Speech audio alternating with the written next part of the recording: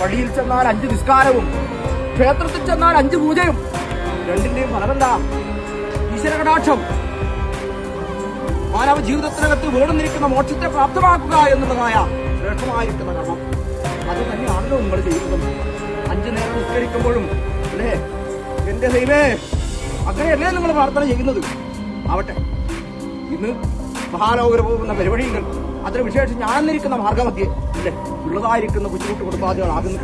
ഓർമ്മ വെച്ച നാളെ മുതൽ അന്യരെന്ന് കരുതിയിട്ടല്ല, എന്റെ ദൈവമെന്ന് കരുതിയിട്ട് തന്നെയാണ് മനസ്സിനകത്ത് പ്രാർത്ഥന ചെയ്തിട്ടുള്ളത്. ഇന്ന് അല്പത പ്രയാസങ്ങളിട്ട് അല്ലേ, ആ പ്രയാസങ്ങളും പരിഭവങ്ങളും എല്ലാം എന്റെ ദൈവം തീർത്ത് തന്നേക്കണം അല്ലേ. മറ്റുള്ളവരെ കൊണ്ട് ഇതോഗതി എന്ന് പറയിക്കാനുള്ളതായ ഒരവസ്ഥ കിടവരുത്താതിരുന്നവണ്ണം മഹാലോകരുടേതായ മുമ്പറ്റം നന്മയോടുകൂടെ സർവ്വദുഃഖങ്ങളും തീർന്നിട്ട് സന്തോഷത്തോടുകൂടെ ബന്ധുക്കാനുള്ള ഒരു മഹാഭാഗ്യം അത് തപ്പദൈവം ഞാൻ തന്നാ പോലെ നിങ്ങൾക്ക് ഒരേ മാടായവരെ മത്സരത്തോട് മത്സരത്തിൽ കഴിഞ്ഞ് പകർത്ത് കൂടുന്നതിന് മുൻപ് അത്രയും വലുതായിരിക്കുന്നതിന് ദൂരം വേണ്ട.